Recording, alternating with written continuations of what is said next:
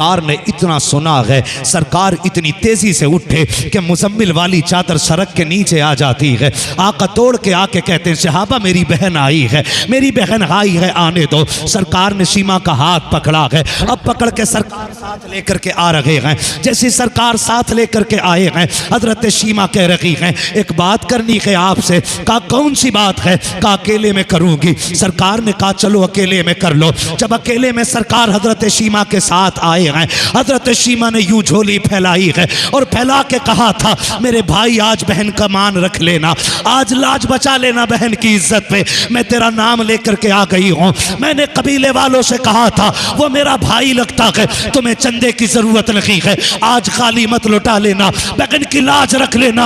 आज तेरे दरवाजे पर सीमा झोली फैला के खड़ी है। मेरे नबी कह रहे हैं बहन झोली छोड़ दे, बात बहन की इज्जत की आ गई है तो तन्हाई में सौदा नहीं होगा, तेरे कबीले के लोगों के सामने होगा। सरकार ने हजरत सीमा का हाथ पकड़ा है, मुजम्मिल वाली चादर बिछाई है, बहन को ला करके उस पर बैठाया और बैठा करके कहा था सीमा जो मांगना चाहती है मांग ले। हजरत सीमा कहती है भाई मेरे कैदी हैं, मेरे कबीले के लोग हैं जो आपके पास कैदी हैं, वो आजाद कर दिए जाएं। मेरे नबी ने कहा था बिलाल जल्दी करो सारे कैदियों को आजाद कर दिया जाए, और कहा बिलाल हमारे जाओ जाकर के देखो दौलत खाने में कितना पैसा है, सारा ला करके बहन की झोली में डाल दिया। यमनी हरीर की चादर मेरे नबी ने सीमा के सर पे रखी है और दरवाजे तक छोड़ने के लिए आ रहे हैं। जब आए हैं हजरत सीमा भी रो रही है, सरकार भी आंसू बहा रहे हैं। अब छोड़ करके जब गई है, सहाबा ने हाथ जोड़ के कहा था फिदा का भी व उम्मी या रसूल अल्लाह, आका हमारे माँ बाप कुर्बान हो जाए। सरकार ये खातून कौन थी जिनके लिए मुजम्मिल वाली चादर बिछाई है, सब कुछ दे दिया है। कहा सहाबा तुम नहीं जानते हो ये मेरी वो सीमा बहन है कि जब मेरी माँ हलीमा सादिया मुझे कबीले लेकर के गई थी तो ये मुझे गोद में लेकर के जब चौक में आई थी सब अपने अपने भाइयों के चेहरे दिखा रखे थे, तब इसने मेरे चेहरे से चादर हटा के कहा था लाओ किसी का लाल मेरे लाल के जैसा हो, लाओ किसी का बेटा मेरे भाई के जैसा हो। का सबने मेरा चेहरा देखा, वापस लौट गए थे। इसने मुझे हवा में उछाला और कहा था अल्लाहुम्मा इब्की लना मुहम्मदा, अल्लाह मेरे लाल को सलामत रखना, इसका बचपन दिखाया है इसकी जवानी भी दिखा दे। नारे तकबीर। मेरे नबी ने ये मान रख के बताया। मेरे हुजूर की कोई सगी बहन थी? बोलो सगी बहन थी कोई? सारे बोल दें यार, नहीं थी ना। मेरे नबी की सगी बहन कोई नहीं। हुजूर हिजरत करके मक्के से मदीना आए, जंगे हुनैन हुई, ठीक है, जंगे हुनैन फतह की मुसलमानों ने, उसमें कुछ लोग कैदी बन के आ गए। जब कैदी बन के आए ना तो इत्तेफाक ये था कुछ कैदी उसी कबीले के थे जिस कबीले में मेरे हुजूर की रिजाई बहन हजरत सीमा रहा करती थी, उस कबीले के। अब हुजूर ने सहाबा से मशवरा किया, सहाबा इन कैदियों का क्या करना है? सहाबा ने कहा या रसूल अल्लाह फिदिया लें, जो कीमत अदा कर दे फिदिये की वो चला जाए। हुजूर ने खबर भेज दी कि जाओ ऐलान करा दो कि इनके कबीले वाले अपने अपने कैदी का फिदिया दें और अपना अपना कैदी लेके चले जाएं। तो पहले दौलत की कसरत तो नहीं थी ना, उन्होंने कहा चलो चंदा कर लेते हैं। अब चंदा करने लगे। हजरत अली हजरत सीमा के महल्ले के लोग दरवाजे पे पहुंचे, हर दरवाजे पे जाते क्या बात है? का चंदा चाहिए। किस लिए? का कैदी छुड़ाने। चंदा मिल जाता। दरवाजे पे दस्तक देते देते हजरत सीमा का दरवाजा आ गया। कौन है? का चंदा लेने आए। कहा किस लिए? का मोहम्मद ने हमारे कैदी बना लिए हैं लोग, उन्हें छुड़वाना है। जैसी लफ्ज़ मोहम्मद आया ना, हजरत सीमा की आंखों में खुशी के आंसू आ गए। फरमाया फिर से नाम लेना, कौन है? का मोहम्मद। का कौन मोहम्मद? का अब्दुल्ला का लख्ते जिगर मोहम्मद है। कहा ये वही तो नहीं जो मदीने वाले? कहा हाँ। तो फरमाया फिर चंदा बंद कर दो। कहा क्यों? कहा मुझे ले चलो, मैं तुम्हारे कैदी फ्री में छुड़ा के लाऊंगी। बोलो सुभान अल्लाह। किसी को फालिज ना गिरे, अल्लाह करे। डरो मत, मस्जिद में बैठे हो, सुभान अल्लाह कहने से मौत नहीं आनी है। हाँ बोलो सुभान अल्लाह। सुभान अल्लाह। फरमाने लगी कि मुझे लेके चलो, मैं फ्री में कैदी छुड़ा के लाऊंगी। वो कहा पागल हो गई है, औरतों के बात कर रही है, उसने हमारे जंगजू कैदी बना रखे। कहा तुम नहीं जानते हो, तुम लेके तो चलो, मैं तुम्हें बताऊंगी कि मेरा उसका रिश्ता क्या है। कहा चलो भाई ले चलो, जब कह रही है तो। जब लेके चले, बचपन का दौर हज़रत शीमा का था जब हुजूर को देखा था। अब जब लेके पहुंचे ना, तो अब वो दौर नहीं है कोई कूड़ा डाल दे, करकट डाल दे। ये जो वाबड़े लेके बैठ जाते हैं ना, बातें हुजूर ने कूड़ा डालने वालों को दुआएं दी हैं। और जानवर, तुझे कूड़े वाला दौर याद है, उमर वाला दौर याद नहीं है। वो इब्तदाई दौर था जो कोई कूड़ा डाल देता था। अब हुजूर का खेमा लगा है, खेमे के बाहर 70 से ज्यादा सहाबा तलवारें लिए खड़े, कोई आ नहीं सकता अंदर बिना इजाजत के। हजरत शीमा को नाज था ना भाई ये अपना, तो सर उठाए आ रही हैं। जैसी खेमा हुजूर का आया, तलवारें लगा दी सहाबा ने। देहाती औरत अंदर नहीं जा सकती, आपने यूं झटका दिया, फरमाया खल्लू सबीली, मेरा रास्ता छोड़ो, तुम नहीं जानते हो मैं तुम्हारे नबी की बहन लगती हूं। सहाबा ने कहा हमारे नबी की कोई बहन ही नहीं है। कहा जाओ उनसे जाके कहो ना उनकी बहन आई है। हुजूर के पास से आ भी गया, आका एक खातून है, देहाती है, और कह रही है मैं आपके नबी की बहन हूं। हुजूर ने फरमाया नाम क्या है, क्या नाम है? सहाबा आके कहते, हुजूर ने पूछा तेरा नाम क्या है? कहा मेरा नाम शीमा है। और कहा सुनो, अगर फिर भी ना पहचाने ना, तो आपने बाजू का ये कपड़ा ऊपर किया और यहाँ दांतों का निशान दिखाया, और कहा उनसे जाके कह देना कि उसके बाजू में आपके दांतों का निशान आज भी है। जैसे ही अंदर गए सहाबी का सरकार नाम शीमा है, और उसने कहा कि उसके कंधे पे बाजू पे आज भी आपके दांतों का निशान मौजूद है। नारे रिसालत, फैदाने सरकारे मदीना, मसलके आला हजरत मुफ्ती हम्माद रजा साहिब किबला, नारे तकबीर, नारे रिसालत, सुभान अल्लाह। बस इसका जो मतलब है ना, अब वो कहने लगा हूं। सहाबा ने कहा सरकार बहन थी आपकी, रिजाई बहन थी, आका इतना दे दिया। जब भी कोई फैसला किया आपने जंग के हवाले से, कैदियों के हवाले से सहाबा से किया, आज फैसला नहीं किया। आज बगैर मशवरे के आपने सारे कैदी आज़ाद कर दिए। मेरे नबी ने फरमाया सहाबा बात सिर्फ तुम्हारी नहीं है, बात क़यामत तक आने वाली उम्मत की है। काका क्या समझे नहीं? हुजूर ने फरमाया सहाबा मैंने अपनी बहन की झोली भर के क़यामत तक आने वाली उम्मत को सबक दिया है, बेटियां दरवाजे पे आएँ तो खाली वापस नहीं जानी चाहिए। सुभान अल्लाह, सुभान अल्लाह। बेटियां दरवाजे से कभी खाली नहीं जानी चाहिए, बहनों को कभी रोते हुए वापस नहीं करना है, नहीं करना है। कोई तावीज़ तुम्हें बरकत नहीं दे सकता अगर तुम्हारी बहन या बेटी तुमसे रूठ के गई है तुम्हारी गलती की बुनियाद पे। और जाओ, घर में बरकत ना हो ना, तो बेटी का दुपट्टा आगे रख के दुआ करना। हाँ, बहन की एक चूड़ी आगे रख के दुआ करके देख लेना। अल्लाह को ये रिश्ते इतने प्यारे हैं कि तुम्हें झोली फैलाने में देर लगेगी, रब को झोली भरने में देर नहीं लगेगी। मेरी तीनों बातें इतनी बेटियों के दर्द दिखाऊं, जिन बेटियों के आज भी रो रो के ये कमेंट्स रहते हैं कि कभी इस टॉपिक पे भी तकरीर करके बता कि जब से बाप गया है एक बार भाई का फोन नहीं आया है। जब से बाप कब्रिस्तान गया है एक बार भी भाई ने ये नहीं कहा कि तेरी याद आ रही है। हम जो इतने बड़े तावीज लटकाए रहते हैं ना घरों में, ये जो डोरियां लिए घूम रहे हैं, अब बरकत होनी है, बिल्कुल नहीं होनी है अगर तुमने बेटियों के ऊपर घर का दरवाजा बंद किया है तो। अल्लाह ने बरकत के जरिए रखे हैं, जरिए फरमाया जब किसी के रिस्क में बरकत ना हो ना तो तावीज़ ले न ले, मुसल्ला बिछा। अल्लाह ने बेटी दी है तो बेटी को बैठा, बेटी ना है तो बहन को बैठा, वो भी नहीं है तो फूफी को बैठा। फरमाया फिर हाथ उठा, झोली फैला और क्या अल्लाह इसके सदक़े में रोज़ी अता फरमा। बुजुर्गों ने फरमाया हाथ नीचे बाद में आते हैं, अल्लाह रोज़ी पहले नाजिल फरमा देता है।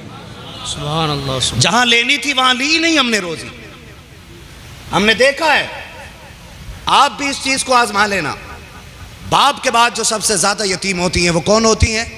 बेटियां। जोर से, बेटियां। और बहनों को भाइयों पे बड़ा मान होता है, बड़ा फख्र होता है। भाई यहाँ प्रधान बने, बहन छप्पर में होती है, वहां कहती है सुनो लड्डू खाने आ जाना, अल्लाह ने मेरे भाई को प्रधान बना दिया। भाई हाफिज कुरान बने, बहन कहीं भी हो कहती हो रब ने मेरे भाई को हाफिज कुरान बनाया है, वो वहां लड्डू खिलाती है। फिर मौत नहीं आ जाती है ऐसे भाई को कि ईद के दिन वो मेलों में तो घूमने का टाइम है, बहन के दरवाजे पे जाने का टाइम नहीं होता। किया करो इनके लिए, मेरे नबी ने करके दिखाया है। ये रिश्ते निभाया करो, और ये रिश्ते निभाने वाले जन्नती होते हैं बेशक। और ये रिश्ते ना निभाने वाले ऐसी मुश्किल में कयामत में पड़ेंगे कि कोई पीर की डोरी तुम्हें नहीं बचा पाएगी। लिख लेना इस बात। जिंदगी की उसी डगर पे चल रहे हैं जहां एक दिन अचानक मौत का पैगाम आएगा और हम हमेशा के लिए इस दुनिया को खैराबाद कह जाएंगे। कमाल ये नहीं होगा कि हमने जिंदगी में कितनी दौलत कमाई या हमें कितने लोगों ने सलाम किया। कमाल की बात यह भी नहीं होगी हमने कितनी फैक्ट्रियां बनाई, हमने कितने प्लॉट खरीदे। ये कोई कमाल की बात नहीं है। कमाल तो तब होगा जब हमारा जनाजा हो, लोग कंधा देते हों और कोई ये पूछे कि किसका जनाजा है और किधर जा रहा है, तो हमारे जनाजे की खुशबू ये कहे लहद में इश्क़ रुखे शह का दाग लेके चले, अंधेरी रात सुनी थी चराग लेके चले, तेरे गुलामों का नक्शे कदम है राहे खुदा, वो क्या भटक सके जो ये सुराग लेके चले। हमारी कोशिश ये होनी चाहिए हम अपनी जिंदगी को इस तरह गुजारें कि दुनिया चाहे कुछ भी कहे, हमारे जनाजे पर गुंबदे खजरा वाले आका का करम होने लग जाए। सबसे ज्यादा जरूरी बात यह है हम अपनी जिंदगी को इतना कामयाब बना लें। और एक एक जवान से कहना चाहूंगा खुदा के वास्ते, आज जो एक दौड़ लगी है ना, अमीर बनने की दौड़, पैसे की दौड़, रेस लगी है। अगर मेरी 2 मंजिला है तो मेरा पड़ोसी चाहता है मैं 3 मंजिला बनाऊं, अगर पड़ोसी की 3 मंजिला तो मैं चाहता हूं मैं 4 मंजिला बनाऊं। मेरे बिल्डिंग की ऊंचाई किसी से कम नहीं होनी चाहिए। इस दौड़ में इतने अंधे ना हो जाना कि कहीं किसी की आह तुम्हारी इमारत की ईंट की जगह लग जाए। बहुत गौर से मेरी बात सुनिएगा, कहीं ऐसा ना हो किसी की बद्दुआ तुम्हारे मकान की बुनियाद में लग जाए। किसी का गला घोट करके अमीर नहीं होना, किसी का हक खा के दौलत इकट्ठा मत करना, किसी की गर्दन पे पैर रख करके अपनी कद को बुलंद करने की कोशिश मत करना। बुलंद वो नहीं होते जो लोगों की लाशों पे इमारतें बनाते हैं, बुलंद वो होते हैं जो गरीब का हाथ पकड़ के अपने बगल की कुर्सी तक ले आते हैं। सुभान अल्लाह, सुभान अल्लाह। ये कोशिश कीजिएगा, जिंदगी बड़ी मुख्तसर है। अगर 100 साल भी होगे तो आखिर मौत है, 150 साल जियोगे आखिर, बोलो आखिर, आखिर डर क्यों रहे हो? मरना नहीं है, मरना है तो बोले। 200 साल भी हुए तो आखिर मौत है, अगर 1000 साल भी जी जाओ तो आखिर मौत है। जब मरना ही है तो बेबसी की मौत ना मरिएगा। ये दुनिया बड़ी बेवफा है। एक फिक्र हमें मार देती है, दुनिया क्या कहेगी, लोग क्या कहेंगे, लोग क्या कहेंगे। ये कुछ भी नहीं कहते। 40वां होने दे, तेरा नाम तक नहीं लेंगे। बरसी हो गई, तेरे अपने बच्चों को तेरी याद नहीं आएगी। ये दुनिया बड़ी बेवफा है, कभी इसके धोखे में मत आना। हमने इसी दुनिया को राजी करने के चक्कर में रब रसूल को नाराज कर दिया। गलत नहीं कह रहा हूं। अभी मौलाना हाशिम साहब तकरीर में कह रहे थे, मैंने सुना कि शादी होती है तो लाखों रुपए आतिशबाजी में हमारी कौम लगा देती है। लेकिन शायद ये उपराले का इलाका है। ऐसे ही है ना भाई? डरो मत यार, बोलो ना। उपराले का इलाका है। उपराला हम खादर के लोग हैं, अब तो समझोगे। आप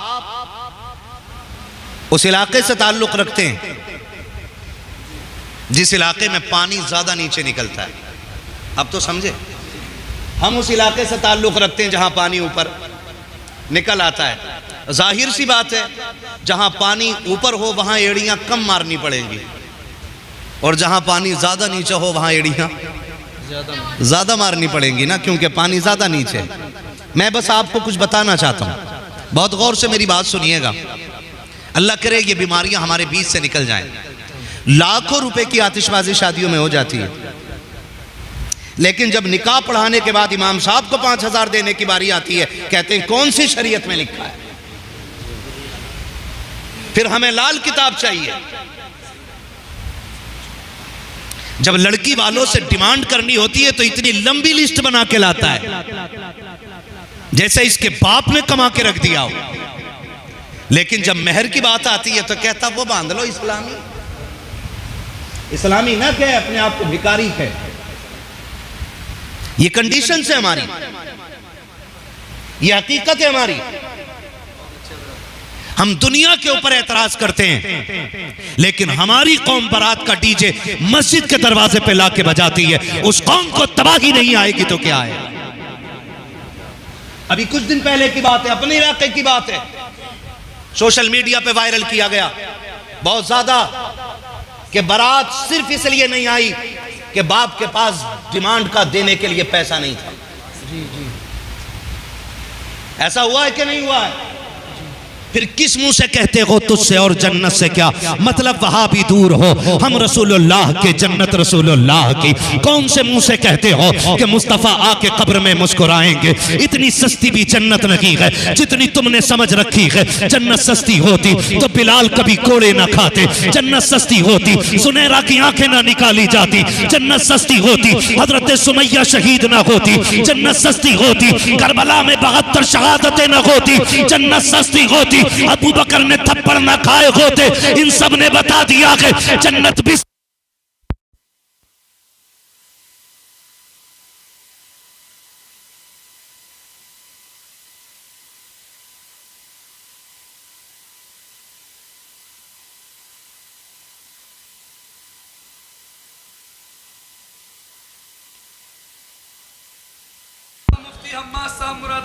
जिंदाबाद। भाई को कम कर देना इसका। दिल के फपोले जल उठे सीने के दाग से, इस घर को आग लग गई घर के चिराग से। क्या हमें मिटाने के लिए गैर कम थे? क्या दुश्मनों की साजिशें हमारे लिए कम पड़ गई? हम ही ने अपनी बेटियों के गलों पर पैर रख दिया। काश पता चले बेटियों के आंख का आंसू का एक एहसास कितनी बड़ी कयामत लेके आ जाता है। काश जाना होता हमने। क्या लेके जाओगे कब्र में यार? कौन लेकर के गया है? हुए नामवर बेनिशां कैसे कैसे, जमी खा गई आसमां कैसे कैसे। आज बड़े बड़े जमींदार कब्रों में लेटे हुए। जाओ इन सफेद बालों वालों को लेके जाओ और इनसे जाके पूछो ये कब्र किसकी है। ये बताएंगे इसके हिस्से में 150 बीघे थी, इसके हिस्से में 200 बीघे आती थी। हम पे और तुम पे तो बढ़ते बढ़ते 4 हिस्सों में बिगलने भर रह गई है जी। तब कंधों में मुंह थे हमारे तुम्हारे। जाओ जाके टूटी हुई कब्रों के नजारे देखो ताकि एहसास हो जाए ना कोई लेके आया है ना कोई लेके आएगा। हकीकत यह है खाली हाथ आए थे, खाली हाथ जाना।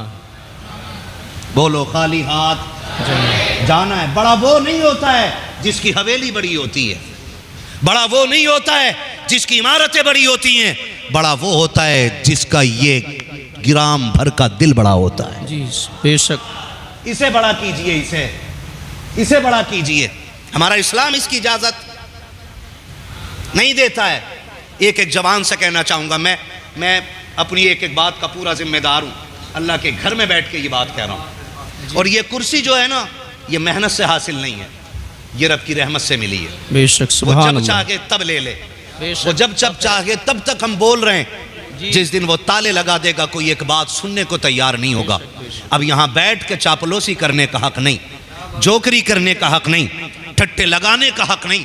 मुझे तो हैरत होती है जब मिंबरों पे बैठ के ठट्टे लगाए जाते हैं। वो कौम कैसे हंस सकती है जिस कौम की बेटियां सिग्नल पे भीख मांग रही हों? उस कौम को हंसने का हक किसने दे दिया? जिस कौम की बेटियां जहेज की बुनियाद पर DMSDM के दरवाजों के चक्कर लगा रहे हों। मैं झूठ नहीं बोलता हूँ, पूछो नाजिर भाई बैठे हुए हैं। ऐसे कितने मुकदमे इनके पास आते हैं। किसी की बेटी को इसलिए नहीं बुलाया जाता कि मनपसंद की गाड़ी नहीं मिली है, किसी की बेटी इसलिए निकाल दी जाती है कि कैश नहीं दिया जा रहा है, है। जवानों हाथ जोड़ के कह रहा हूँ, किसी का भी गुजारा ससुराल के दम पे नहीं होता है। गुजारे तब की होते हैं जब करम खुदा का होता है या करम मुस्तफ़ा का हुआ करता है।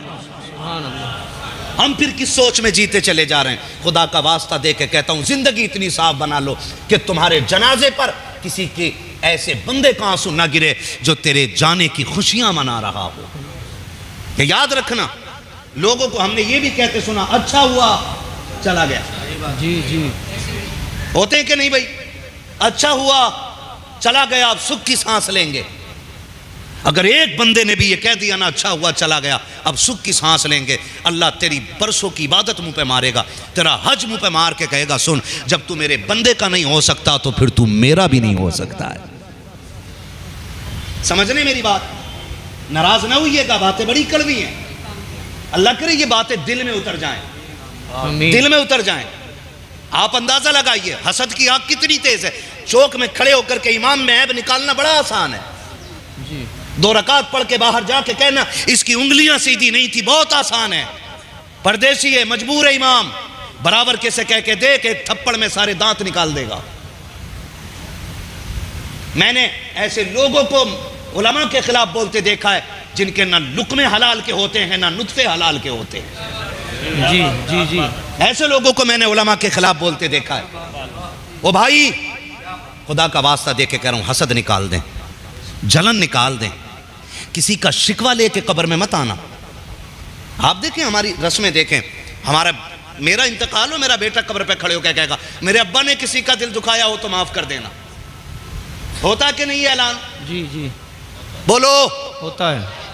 होता है कि नहीं? ऐलान होता है, मेरे अब्बा ने किसी का दिल दुखाया हो तो माफ कर देना। जब बेटा खड़े होकर कब्र पे कहता है ना, मेरे बाप पे किसी का कर्जा हो या दिल दुखाया हो, मैं माफी मांगता हूँ, मशीयत का नकाब चीख के नकीब कहता होगा, खबरदार अब जबान को ताला लगा ले। हमने इसे 70 साल मोहलत दी थी, हमने इसे 80 साल मोहलत दी थी, ये इसने कभी किसी टूटे हुए दिल को जोड़ने की कोशिश नहीं की थी। अब तू क्या करेगा ऐलान करके? अब वो वक्त आ गया कि अब कब्र में गिरा के इतना तड़पाऊंगा कि अब कोई चीख सुनने वाला नहीं होगा, अब कोई बचाने वाला नहीं होगा। इसलिए मैं कहता हूं, इससे पहले के बेटे कब्रों पे आके ऐलान करें, बाप की खताएं बख्श दो, बाप की गलती को बख्श दो। अगर बेटे ने यह ऐलान कर भी दिया तो क्या हासिल? बाप ने जिसे चौक में जलील किया था, बता तो सही, उसके टूटे हुए दिल का इलाज कहां से लाएगा? जिसे छोटा कह के गरीब बताया गया था, उसके टूटे हुए दिल का इलाज कौन करेगा? जिसे थप्पड़ मार के रुसवा किया गया था, उसका दिल कौन रखेगा? अब कोई बचाने वाला नहीं है। इसलिए मैं कहता हूं, मरने से पहले आज ले उनकी पनाह, आज मदद मांग उनसे, कल न मानेंगे कयामत में अगर मान गया। नारे तकबीर, नारे रिसालत, फैज़ाने सरकारे मदीना, मसलके आला हजरत मुफ्ती हम्माद रज़ा साहिब क़िबला, नारे तकबीर, नारे रिसालत। तो भाई ये रस्में, जी ये सारी रस्में बेड़ा गर्क करके रख दिया इन रस्मों ने, और हम किस चीज पे भरोसा करके बैठे? किस चीज पे? अरे बख्शवा लेंगे, ये भीड़ है ना, ये बख्शवा लेगी। ये कितनी मुखलिस भीड़ है आप जानते हो? कभी तीजे में चनों में बैठो तो पता चलता है, इतने सारे चने आगे रखे होते, बराबर डाल रहा होता और कह रहा होता गन्ना कैसा हुआ। जी जी ये बख्शवाएंगे? चने बराबर चल रहे होते, ये कहता जमीन जुती है कि नहीं जुती है? इनके दिल में खुलूस नहीं जी। जो करना है अपने हाथ से कर जाओ, या औलाद की ऐसी तरबियत कर जाओ कि वो जहां भी रहा करे, जहां अपने लिए हाथ उठाया करे, मरने वाले माँ बाप के लिए भी हाथ उठा लिया करे। कम से कम औलाद इतनी तैयार कर जाओ। हाँ, ये दुनिया है, धोखे में ना आना। हमने जनाजे देखे, हमने जनाजे देखे, और आजमाया ना हो तो आजमा लेना। जब बाप इंतकाल करता है ना, सगा बेटा कपड़े छूने तैयार नहीं होता है। जिस चारपाई पे बाप मरा होता है उस पे बेटा लेटने तैयार नहीं होता है। जबकि शरीयत ये कहती है बाप के छोड़े हुए उतारे हुए कपड़े बेटा पहन सकता है, लेकिन कितने पहनते हैं? कहते हैं जहां नहलाया उसी में दफन कर दो। ये बेवफा है दुनिया। पैसे भी निकाल लेंगे, घड़ी एक बेटा ले लेगा, मोबाइल एक ले लेगा, बाप का उतारा हुआ बनियान कोई बेटा पहनने तैयार नहीं होगा। कह दो जी अब्बा के कपड़े उतरवा दो। कितने बेटे ऐसे कहते नहीं भाई डर लग रहा है।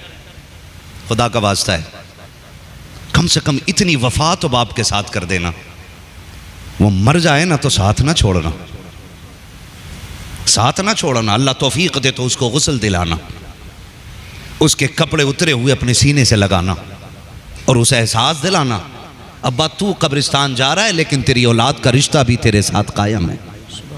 सुभान अल्लाह। यह एहसास दिलाना इसे, लेकिन नहीं दिलाते। नहलाने के लिए और गुस्ल देने के लिए और जब जनाजा उठाने की बारी आती है तो 4 बेटे दौड़ के आते हैं हम उठाएंगे। बड़ी बेवफा दुनिया है।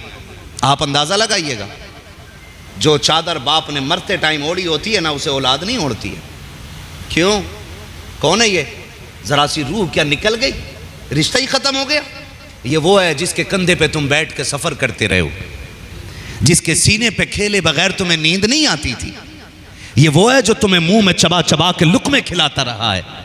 आज उससे मुंह मोड़ लिया हमने, आज वो हमारा कुछ नहीं रह गया है। चचा तुम उतरवाओ ना अब्बा के कपड़े, ताऊ तुम उतरवाओ अब्बा के कपड़े, मुझे डर लग रहा है। और न डर, खुदा की कसम ये वो है जो तुझे देख के जीता था, जो तुझे देख कर अपनी थकन उतार लेता था। ये दुनिया बड़ी बेवफा है। इस दुनिया के झांसे में आके अपनों से रिश्ते ना तोड़ना, अपनों को भूल ना जाना। खुदा के वास्ते अपनी कब्र की तैयारी खुद करके चलनी है हमें। करेंगे इंशाअल्लाह, इंशाअल्लाह करेंगे इंशाअल्लाह, इंशाअल्लाह। अल्लाह ताला हम सबको मरने से पहले मौत की तैयारियां करने की तौफीक अता फरमाए। आमीन। अगली बात करूं, हमारे मास्टर नईम साहब, मौलाना नईम साहब, इनके वालिद आज हमारे बीच नहीं है। एक दिन वो आएगा कि हम भी नहीं होंगे, और हो सकता है शायद लोग हमारे लिए इतने भी इकट्ठे ना हों, क्योंकि आने वाला दौर इतनी मसरूफियत का दौर है कि आने वाले दौर में लोग अपने बाप को कहेंगे एम्बुलेंस से ले जाके दफन कर दो। कि तुमने नहीं देखा कितने जनाजों की खबरें आती हैं कि लाश हॉस्पिटल के बाहर रखी है, बेटे गर्मी की वजह से उठाने नहीं आ रहे हैं। वो दौर आ रहा है कि बेटों को कब्रों पे आने का टाइम नहीं मिलेगा। आज भी है, आज भी पैसा कमाने वाला बेटा फोन करके कहता लो 20,000 डाल दे रहा हूं, अब्बा की फाता करा देना। 50,000 डाल दे रहा हूं, अब्बा की फाता करा देना। धोखे में हो, बाप जिंदा था तब भी तेरे पैसे से कुछ नहीं, वो मर गया है तब भी तेरे पैसे से इतना सुकून नहीं। जिंदा हो तो सरहाने आके खड़े होके दिखा दे। 10,000 का इंजेक्शन वो ताकत नहीं दे सकता जो बेटे की मुस्कुराहट अपने बाप को ताकत दे सकती है। और तेरी 40,000 की बिरयानी भी कब्र में बाप को वो ठंडक नहीं पहुंचा सकती जो तेरी हाजिरी के 2 बोल तेरे बाप को कब्र में ठंडक पहुंचा सकते हैं। हम क्या समझ बैठे हैं? दुनिया बड़ी बेवफा है। एक दिन हो सकता है हम ना हो और हमारे लिए लोग इतने भी इकट्ठे ना हो। जी हो सकता है ना। अल्लाह से जब मांगा करो ना, इज्जत और ईमान की मौत मांगा करो और बिस्तर पे मौत मांगा करो। अल्लाह अपनों के बीच में मौत दे ताकि कलमे की तौफीक नसीब हो जाए। आमीन। हाँ, मुझे नहीं मालूम आप इस चीज़ से इत्तेफाक करते हैं कि नहीं करते हैं। मौलाना हाशिम साहब, कारी अब्दुल मुत्तलिब साहब के बिला हज़रत, मैं ये चाहता हूँ कि जब बंदे का आखिरी वक्त हो, लगे कि आखिरी वक्त है, तो फिर उसे वेंटिलेटर पे ना रखना, आईसीयू में ना डालना उसे ले जा करके। इसलिए कि वहाँ जब वो मरता है ना तो इतनी बेबसी की मौत मरता है आप सोच भी नहीं सकते। जिस बिस्तर पे लेटा होता वो चादर भी नापाक होती है। जो लोग दाएं बाएं उसके खड़े होते हैं ना, उनमें अक्सर नापाक होते हैं। जो उसको कपड़ा पहनाया हुआ होता है ना, वो भी नापाक होता है। जो सैनिटाइज़र उसके लगाया होता है ना मशीनों के लिए भी, वो सारा नापाक होता है। जब बंदा नापाक हो तो फिर रहमत के फरिश्ते करीब नहीं आते। फिर सोचो वो कितनी बेबसी की मौत मरता होगा। जब आपको लगे ना हमारा जाने वाला है, उसे अपने बीच में रखो, उसे यासीन पढ़ के सुनाओ, उसे सूरे रहमान पढ़ के सुनाओ, उसे सूरे मुल्क पढ़ के सुनाओ, ताकि वो मुस्कुराता हुआ दुनिया से जाए। इधर अपनों को देखते हुए आंख बंद हो, उधर मदीने वाले से जाके आंखें टकरा जाए। सुभान अल्लाह। बहुत खूब। तो ये हम आसान करना चाहते हैं अपनी मुश्किलें। ले जाओ अस्पताल, दम निकलेगा वहीं निकल जाएगा। ये है। और लोग कहे पता नहीं दुनिया क्या कहेगी, हम इस हमारे अब्बा को ले गए, इलाज न कराया। अच्छा, इनका भी बड़ा मुंह फूटता है ठलुओं का। ये कोई भूख की वजह से मर जाए ना तो कफन ला के दे देंगे, भूखे को रोटी ला के देने तैयार नहीं होते जी। ये जबानें चलती हैं खुदा के वास्ते। ये जो है ना जबान, पूरा जिस्म इसको सुबह को ना इससे 70 मरतबा इससे माजरत करता, कहता तू खैरियत से है ना तो हम खैरियत से। जी जी। ये चल जाती है, काम बिगाड़ जाती है। 2 ही जुमले बेड़ा गर्क करके रख देते हैं, 2 जुमले। हमारे हसद देखो, खुदा के वास्ते निकलो इस आग से। अब हमें एक सफ में खड़े होने का वक्त आ गया है, एक दूसरे को गिराने का वक्त नहीं है, अब एक दूसरे को कंधा दे के आगे बढ़ाने का वक्त आ गया है। ऐसा माहौल बना दो दुनिया देख के कितने झगड़े हमारे बीच रहे, सिलसिलों के झगड़े रहे, पीरा मुरीदी के झगड़े रहे, खानदानों के झगड़े रहे, बाकी बचे पिरधानी के झगड़े आ गए, अब तो मिंबरी में भी झगड़े होने लग गए है ना। निकलो यार, वोट एक राय है, मेरी मर्जी है, मैं इन्हें दे दूं इन्हें दे दूं, उसमें झगड़ा नहीं करना है ना। जिसके साथ राय ज्यादा वो जिम्मेदार बंदा हो जाता है, यही है ना मतलब। तो हमें इसमें भी लड़ाई नहीं करनी है, ठीक है ना। पीरा मुरीदी का मसला है, आप जो चाहो टोपी ओढ़ लो, मैं जो चाहूं ओढ़ लूं, मेरी मर्जी मैं हरी ओढ़ूंगा, आपकी मर्जी आप सफेद ओढ़ लो। इस्लाम ये तो नहीं कहता जिसने पीली ओढ़ दी वो इस्लाम से खारिज। फिर झगड़े क्यों? सारे पीरों का मतलब है कि बंदे को उठा के मुस्तफा के दरबार तक ले जाना, यही है कि नहीं भाई? बोलो, यही मतलब है कि बंदे को यहां से उठा के हुजूर की चौखट तक ले जाना और फिर खुदा तक पहुंचाना मेरे मुस्तफा का काम है। सुभान अल्लाह। अब अगर हम उसमें भी लड़े, मेरा पीर अफजल तेरा अफजल, मेरा सिलसिला आला तेरा आला, तो सुनो लास्ट बात कह रहा हूं, सारे सिलसिले जाके बगदाद वाले अब्दुल कादिर जिलानी के कदमों में ठहर जाते। बेशक। इसलिए ये झगड़ा भी खत्म करो, मोहब्बतों का पैगाम बांटो, हसद जलन खत्म करो। हसद कितना है पता है? हसद इतना, रिश्ता है किसी की लड़की का, हमारा माहौल रिश्ता है नहीं भाई, किसी की लड़की का तो कान पड़ोसी लगा ले दीवार पे, ना उसे किसी ने बुलाया है ना दावत दी है, किवाड़ों पे खड़ा, और जैसी बात सही सलामत करके लड़की पसंद आ गई, आना हो गई, और जैसी वो बाहर निकले दांत कुरेदने के लिए तो फट से आके कहता है खैरियत है, कहाँ से आए हो? डींगरपुर से आए। अच्छा कैसे आए थे? का रिश्ता करने आए थे, हो गया? बोले हाँ अल्लाह का शुक्र है सब ठीक है। तो पता क्या कहता है? कहता सब ठीक है। अब चलो जब तुमने कर दिया है तो अब हम क्या कहें? इतना कह के निकल ले। अब बताओ रिश्ता बचेगा कि नहीं? बोलो, ही पड़ गई नहीं पड़ गई भाई कारी साहब? यहीं से आग लग गई किसी की बेटी की जिंदगी में। लेकिन याद रखिएगा और कान खोल के याद कर लो, जैसी करनी वैसी भरनी। बोलो सारे, जैसी करनी वैसी भरनी। और जोर से, जैसी करनी वैसी। इतनी जोर से बोलो जो नहीं बोल रहे उनके कानों तक आवाज जाए। जैसी करनी वैसी भरनी। भरनी है। फिर आके कह रहा मौलवी दुआ कर दे, बेटी बड़ी दुख में ससुराल में रह रही है। ये मौलवी का काम नहीं है, ये रब का निजाम है। जाओ सुनो, अगर चाहते हो तुम्हारी बेटियां सुख में रहें, तुम दूसरे की बेटी को इज्जत दो, खुदा तुम्हारी बेटियों को इज्जत अता फरमा देगा। सुभान अल्लाह। सुभान। निकलेंगे इस हसद की आग से इंशाअल्लाह। इंशाअल्लाह। अल्लाह करे किसी के दिल में यह आग ना हो, और अल्लाह के घर में बैठने वाले उम्मीद है सारे दिल साफ ही होंगे। लेकिन आपके जरिए मैं उन लोगों तक ये बात पहुंचाना चाहता हूं जिनके अंदर ये बीमारी है। अल्लाह हमें हसद से पाक रखे, जलन से पाक रखे, अल्लाह हमें गीबत से बचाए रखे, चुगली से बचाए रखे, अल्लाह हमें हराम से बचाए रखे। आमीन। कहो आमीन। 2 नंबर का धंधा तो नहीं आमीन नहीं बोल रहे हो यार? क्या मौलवी बिजनेस ठप करने आया क्या? नहीं है ना? अल्लाह हमारी नस्लों को, हम सबको हराम से बचाए रखे। आमीन। आमीन। ये क्या नाम था वालिद साहब का? हाजी अब्दुल अजीज साहब। अल्लाह उनकी कब्र पर रहमत नाजिल फरमाए। आमीन। उनके बेटे भी हैं, ख़ानदान वाले भी हैं और नौजवान और भी मेरे सामने बैठे हुए हैं। मैं 3 बातें आपसे कह के जाना चाहता हूँ। मौत सबका है, हिस्सा है। जी। मरना है कि नहीं भाई? सर हिला रहे हो आप लोग। मरना है नहीं? मरना है। मरने के बाद जिसके घर का भी बड़ा जाए, मेरी 3 बातें याद रखनी है। अगर किसी का बाप इंतकाल कर जाए ना, तो 3 काम गांठ बांध लेना। नंबर 1,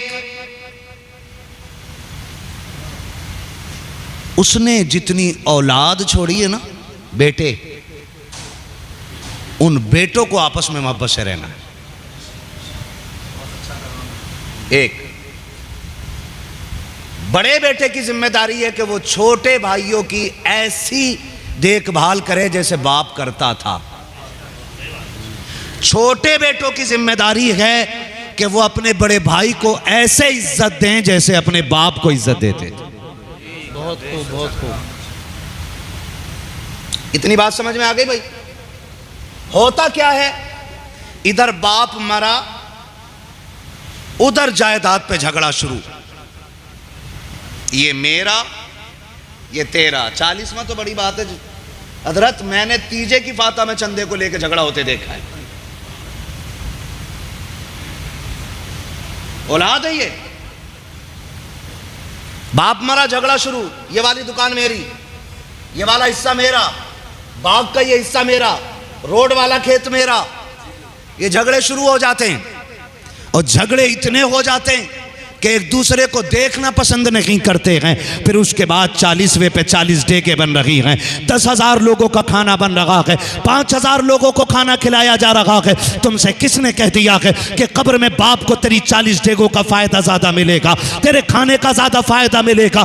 तुम नहीं जानते हो मरने के बाद भी औलाद से बाप का रिश्ता कायम रहता है, उसको औलाद की खबर रहती है। मैं तो ये कहना चाहता हूँ, भले एक भगोना कम बनवा दीजिएगा, बिरयानी ना बनवाइएगा, ना खिलाइएगा, बल्कि अगर 4 भाइयों में 5 भाइयों में इख्तलाफ था, बाप के इंतकाल के बाद एक दूसरे का हाथ पकड़ के बाप की कब्र पे जाके खड़े हो जाओ और कह दो, अब्बा तेरे बेटे मोहब्बत के साथ आए हैं। अल्लाह की इज्जत की कसम खा के कहता हूं, वो बिरयानी से इतना राजी नहीं होगा जितना बेटों की आपस की मोहब्बत से राजी हो जाए। नारे तकबीर, नारे रिसालत, फैज़ाने सरकारे मदीना, मसलके आला हजरत, नारे तकबीर, नारे रिसालत।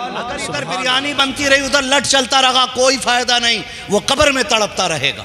जी। ये मेरी कौम के बड़े बड़े उलमा बैठे, इनसे पूछिए, जब कोई मरने वाला कब्रिस्तान में दफन होता है और वो जन्नती होता है, तो दूसरी कब्र वाले आके उससे कहते हैं, यार बता हमारे बेटों के हाल क्या हैं?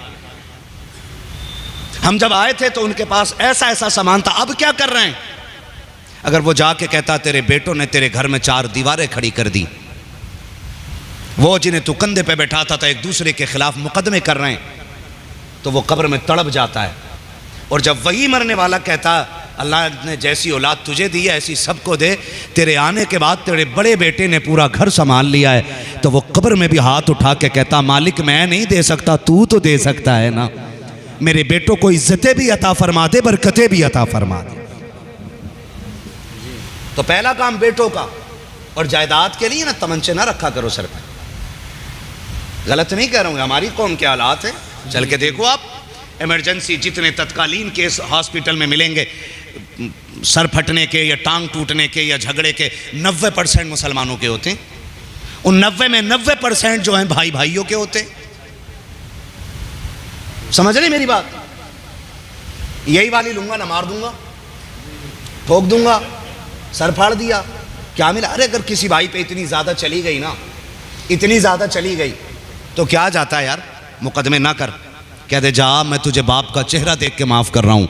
तू मर के कब्र में आएगा, क़यामत में आएगा, अल्लाह फरमाएगा तूने भाई को बाप का चेहरा देख के माफ किया था, मैं तुझे अपने महबूब का चेहरा देख के माफ कर दे रहा हूं। सुभान अल्लाह। वो तो निहायत सस्ता सौदा बेच रहे हैं जन्नत का, हम मुफलिस का मोल चुकाएं, अपना हाथ ही खाली है। गलती हमसे भी हुई है, हमने फ्री जन्नत बांटी है यहाँ बैठ के। हमने भी शराबी जुआरियों को फ्री जन्नत बांटी है, तो सारे बिगड़ गए। अब भाई मतलब ही नहीं है। अब तो सियाह करो सफेद करो, हुजूर आके बख्शवा लेंगे कब्र में। शक्ल तो ऐसी बना लेना कि हुजूर हमें देख के मुस्कुराने लग जाएं। जी, ये मुंह भी तो हो ना, ये चेहरा भी, आंखें भी तो ऐसी हो कि हुजूर की जियारत नसीब हो। आप सोचें, तवज्जो है ना सारे लोगों की? अभी वक्त है ना, थोड़ा सा मैं चलूं आगे, जरा सारे कहते हैं या रसूल अल्लाह। या रसूल। ये एक बात हो गई, भाई भाइयों को माफ करें। नंबर 2, बाप के इंतकाल के बाद अगर अल्लाह ने मां जिंदा रखी है ना, तो कोशिश कीजिएगा कभी मां की जबान पे ये जुमला ना आए, काश अगर वो जिंदा होते तो आज मैं इस तरह जलील ना होती।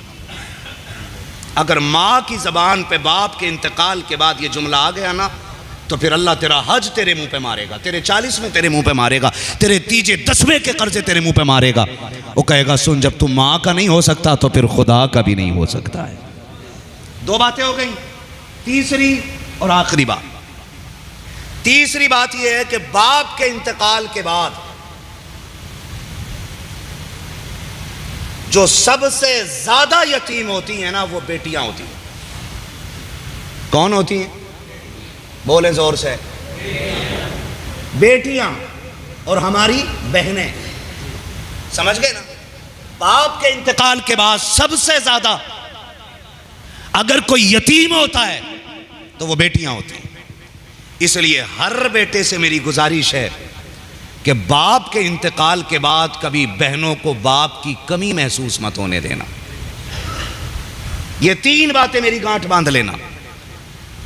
कभी अगर बहनें दरवाजे पे आए तो ऐसे इस्तकबाल करना जैसे अब्बा इस्तकबाल करते थे। ये कहावत नहीं है कि मैका तब तक जब तक माँ बाप होते हैं। ये कहावत बना ली लोगों ने भाई, माँ बाप नहीं तो मैका। बोलो, फिर आप सर हिला रहे हो। अगर नहीं बोलोगे तो जमात तक बोलता रहूंगा बैठे बैठे। क्या कहावत बनाई है कि जब तक माँ बाप तब तक मैका, जब माँ बाप नहीं तो मैका। क्यों क्यों बनी है? कोई तो वजह रही होगी ना। बाप के इंतकाल के बाद भाइयों में इत्तेफाक रखा करो। नंबर 2, माँ का ख्याल रखा करो। माँ को कभी बाप की कमी महसूस नहीं होने देना।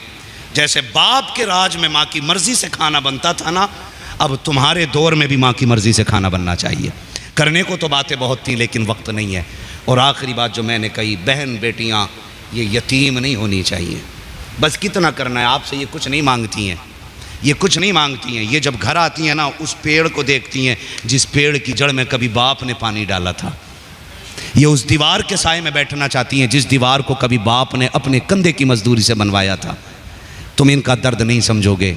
ये बाप के लगाए हुए पेड़ के नीचे बैठ जाती हैं, इन्हें ऐसा लग जाता है जैसे आज बाप के दामन की ठंडी हवाएं मिल गई हैं। इनके आने पे मुंह नहीं बिगाड़ना है। पता चल जाए बहन आ रही है तो बाप अगर यहाँ तक जाता था इस्तकबाल के लिए ना, तो आप 2 कदम आगे बढ़ जाओ और बाजू फैला के इस्तकबाल करना है। करेंगे ना इंशाअल्लाह? हाँ, बाजू फैला के इस्तकबाल करना है ताकि बेटी मुस्कुरा के कहे शुक्र बाप चला गया है लेकिन बाप जैसा भाई पीछे छोड़ गया है। फरमाया गया या अय्युहल्लज़ीना आमनू उदखुलू फ़िस्सिल्मि काफ़ा, ईमान वालों पूरे पूरे इस्लाम में दाखिल हो जाओ। छोड़ दो ये दुनिया के रंग रोगन, कोई नतीजा नहीं। कमाओ, इस्लाम कमाने से मना नहीं करता, लेकिन हलाल कमाइएगा। अपना पैसा गरीब ज़रूरतमंदों पे ज़रूर लगाइएगा ताकि मरने के बाद जब सारे दरवाजे बंद हो जाएं तो गरीबों की दुआओं का दरवाज़ा खुला रह जाए।